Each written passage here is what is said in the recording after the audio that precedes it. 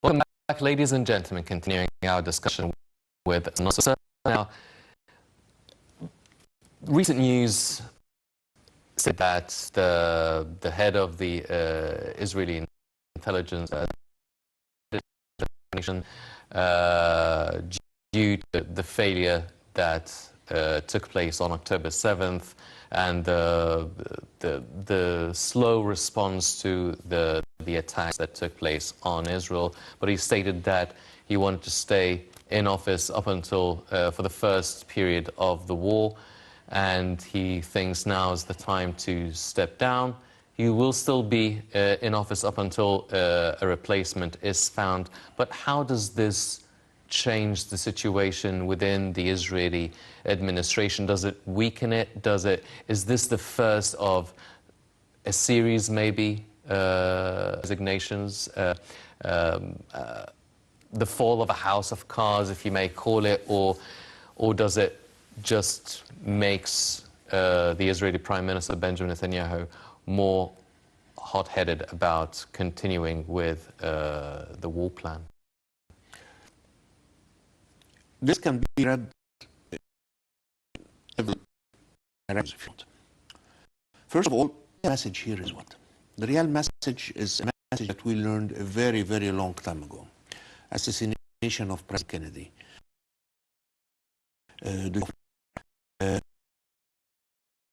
Of this incident, the Prime Minister of Japan, the attack.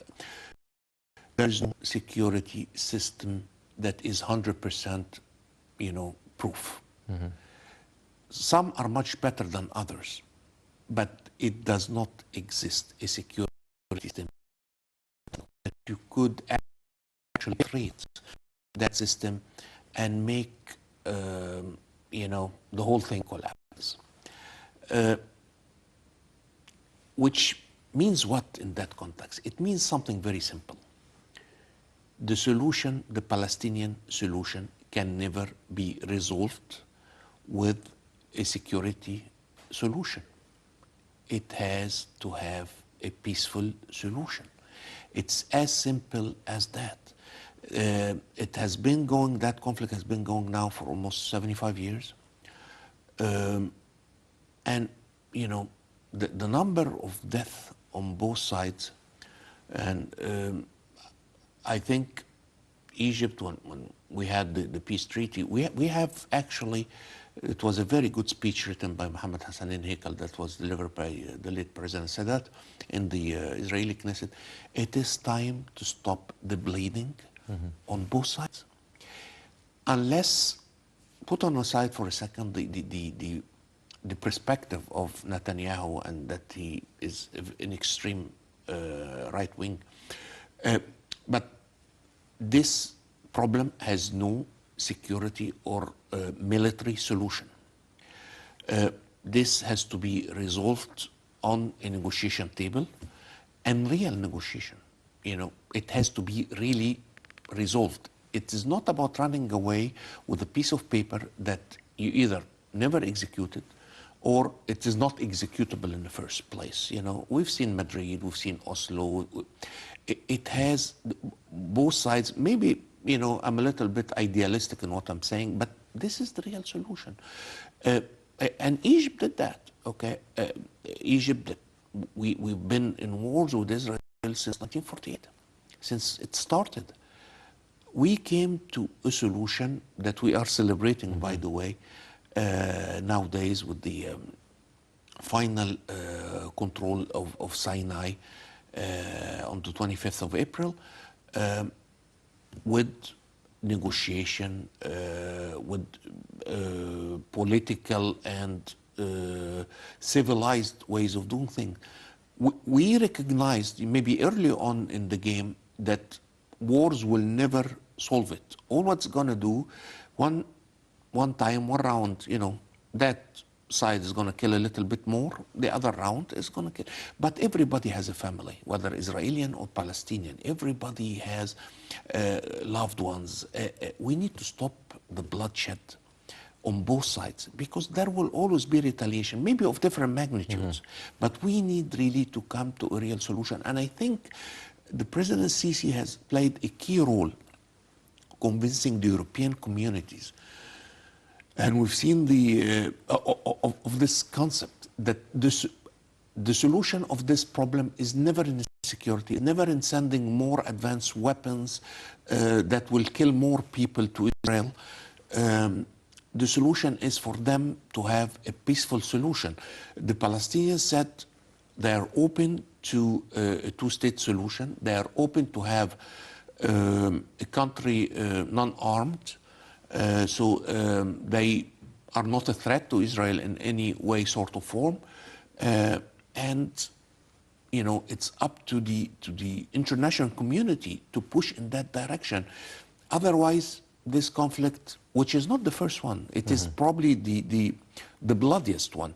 But every 3-4 years, for the past, I don't know how many years, probably 3-4 decades, we have one of these. You know, they kill in one way or another. They kill some Israelis. Israel retaliates. They go into Gaza. They hit here, and then they pull back. You know, the south of Lebanon, the same story. And also, what that, in my opinion, short-sighted approach from Netanyahu and his government, did they give a foothold to Iran in the region? Iran never had a presence before in the region. But with what's going on, they give her this, you know, gift on a silver platter. Yes. Well, speaking of Iran and speaking of the Egyptian efforts now, with the recent involvement of Iran and the missiles and the shelling, does that put Israel in a much more vulnerable situation that it would actually give Egypt, along with the other mediators, a better chance to reach some sort of a deal? Or do you feel with this, these Iranian shellings and attack, did it torpedo the Egyptian efforts in really trying to negotiate and reach some sort of a balanced deal that would make all parties somehow happy?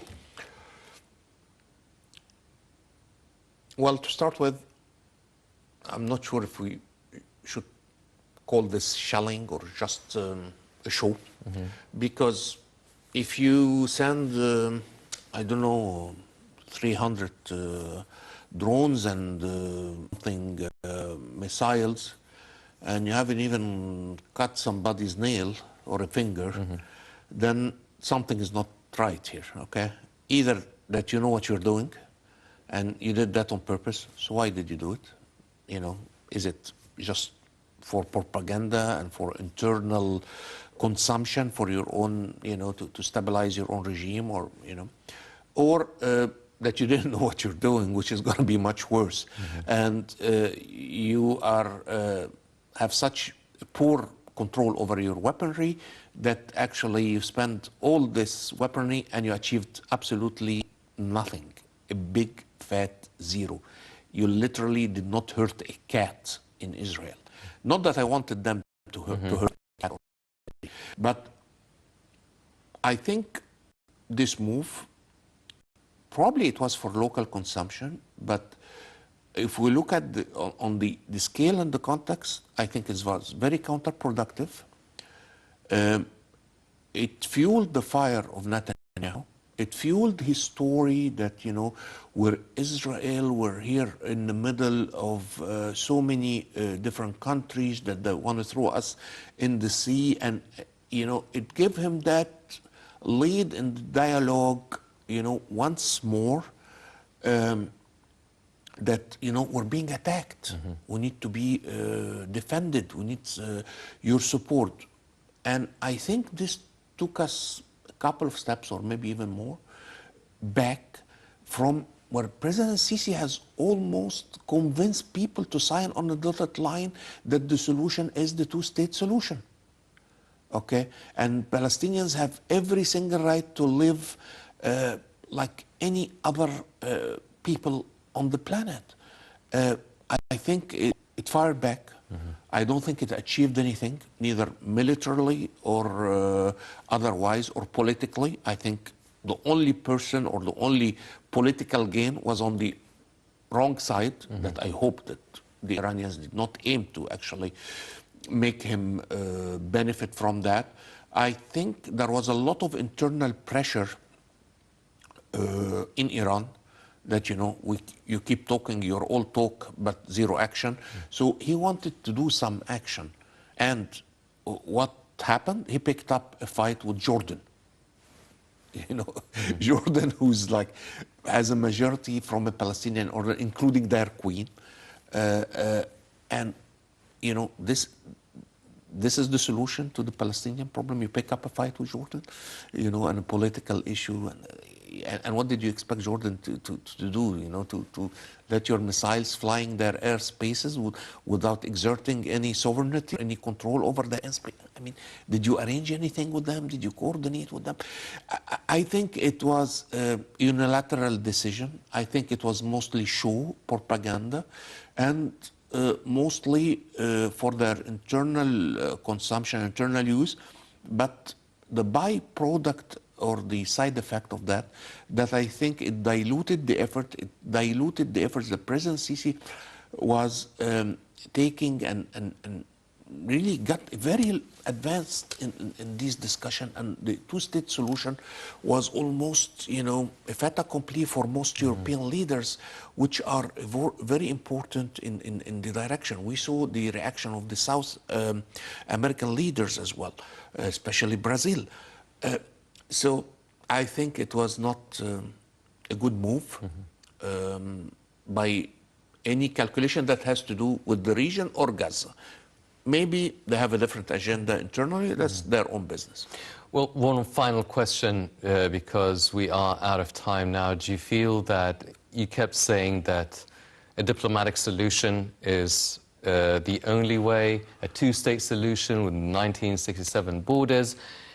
All world leaders are concurring on such a decision. We've seen President Emmanuel Macron with President Sisi, also the same thing with Pedro Sanchez, the Spanish Prime Minister. But do you see such a deal, a two-state solution, being reached under the current Israeli administration, or do you think that such a solution would be actually feasible with the following administration? Let me put it this way. Well, the veto didn't come from Israel, it came from the US. The time is very difficult for any US president to put, especially in the election year. The election is like few weeks away. And to take such a decision is extremely, extremely difficult for any US president. The anticipation or the expectation of President Trump coming in doesn't really help. Having said that, it is not all black. If we recall, Menachem Begin was as extremist as Netanyahu, not, or maybe even more. Menachem Begin, his history with the Haganah is very well known. And yet he's the one who signed on the peace treaty with Egypt. So we have to continue our efforts, our diplomatic effort. We have to stay optimistic and hope for the best. Yes. Well, hoping for the best and trying to wait for the light at the end of the tunnel is the main thing that we actually should be waiting for, along with all the developments that are taking place on the ground, and hopefully more humanitarian aid would be allowed in to alleviate the sufferings of the Gazan people. Unfortunately, that's all the time we have for this edition of the Daily Debate. Before we go, I'd like to thank Mr. Ahmed ELLEISSY, the writer and economics and strategic management international consultant. Mr. Nassif, thank you very much for joining us this evening. Always a pleasure, sir. Ladies and gentlemen, please stay tuned for more coming up on Nile International. I'm Henny Saif. Thank you for joining us.